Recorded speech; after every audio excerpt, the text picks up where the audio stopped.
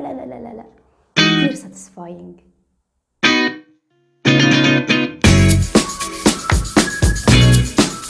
مرحبا، كيف حالكم؟ انا فرح جعفر وهي قناتي على يوتيوب. لا تنسوا تعملوا سبسكرايب للقناه. جاهزين لفيديو جديد؟ يلا.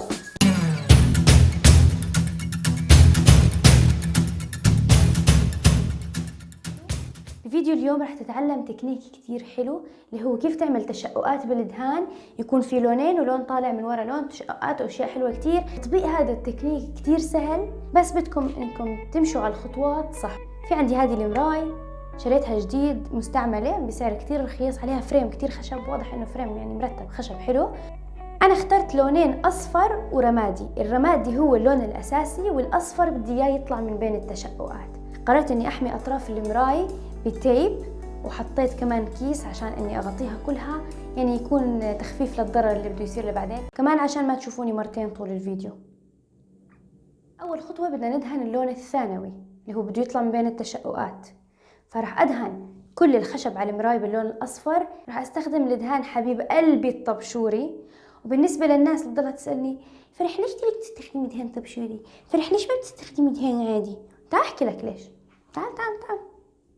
عشان اسهل. على العموم جهزت الدهان الطبشوري تبعي، جبت اكريليك باللون الاصفر، وبكاسه تانية حطيت بودره جسم، خلطها مع مي وحطيتهم مع بعض وخلطتهم. طبعا احلى اشي انه لاني بستخدم بودره جسم، الدهان نفسه ريحته كتير حلوه. اظن لازم الاقي حل اوفر بدل بودره الجسم. بعد ما جهزت الدهان دهنتها كلها طبقتين. وهون بدي احكي لكم شغله، في ناس كتير مترددين يستخدموا دهان الطبشوري. شوفوا هون رح اجرب اني احطب اظفري بس بطبقه واحده وما راح. هاي المراية عندي على مدخل الباب، فانا تاركتها تنشف وقاعده جوا. جوزي فايت على البيت، فكان في ستاند الكاميرا ومراية لونها اصفر، فهو هيك فات عمل حاله مو شايفها، لانه يعني مش معقول هديك المرة ادهن خزانة باللون الاخضر ومراية باللون الاصفر، مش معقول بتصير حضانة كمان.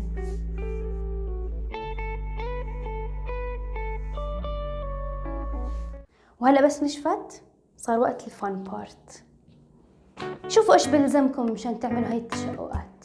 غيرة خشب، وايت جلو، اللون الاساسي اللي بدكم تدهنوا فيه القطعة، وسشوار.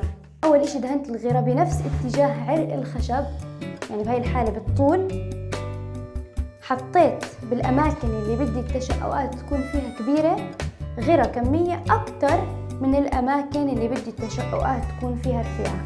بعدين تركته بس هيك دقيقة، ما بدي اياه ينشف، بس تركته دقيقة. وهلا بدي احط اللون الاساسي اللي هو هون عندي الرمادي، رح ادهنه برضه بنفس اتجاه عرق الخشب.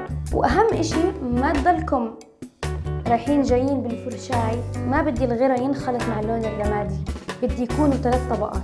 اذا احتجتوا دهان اكتر لا تفردوا، حطوا كمان دهان على الفرشاي وارجعوا امشوا.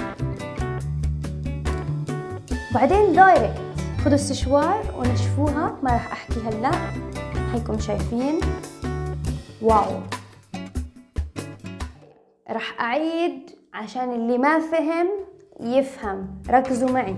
اول اشي نجيب الغرة، ندهنه بنفس اتجاه الخشب، نحط كمية كبيرة بالاماكن اللي بدي التشققات تكون فيها عريضة، كمية قليلة بالاماكن اللي بدي التشققات تكون فيها قليلة او صغيرة.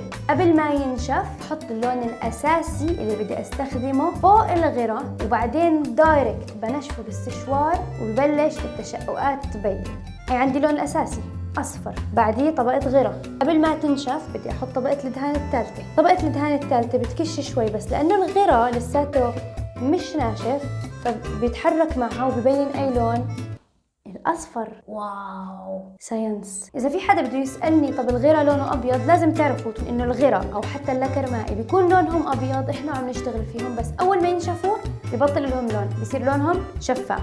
لونها هي عن جد ايجد، ما بتكون هالقد مرتب، بس انه كراكلز موجودين حواليها. اذا انتم حابين هذا الافكت خلوه، بس انا شخصيا بدي اياها تكون قديمه خربانه، ما بعرف ليش. قررت اجيب هي التول واحف لحد ما اوصل للون الخشب الاصلي. فشايفين كيف قاعد عم بحف من الاصفر للبني، وحتى اللي تحت البني اللون الاساسي لون الخشب الاصلي. كل هاي الطبقات بلشت تطلع واعطتني الافكت اللي بدي اياه. وبعدين بهيك بورقه الحف شوي مشيت عليهم عشان تبلند بالادجز. عملت من هدول القطع الكبيرة اللي رايح منهم الدهان بشكل راندوم حوالين المراي. يعني أكتر مكان محفوف وخربان بيجي أكتر شي بالعادة من الزوايا، لأن الزوايا أكتر بارت بتعرض إنه يخرب. بس خلصت دهنتها كلها بلكر مائي مشان أحمي كل الألوان اللي تحتها.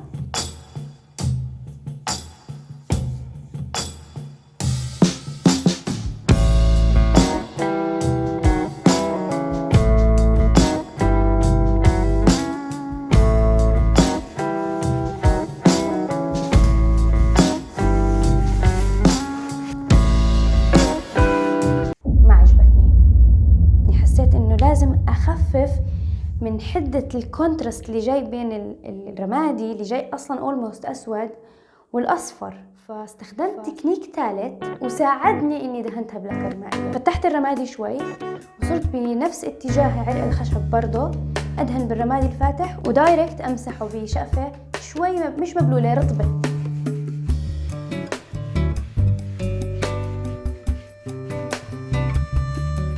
يا دوب تخلوا لون على الفرشاية، بدكم هيك يعني تبلند اللونين مع بعض. طبعا في اماكن كترت عليها اكتر من اماكن عشان برضو تعطيني more aged effect.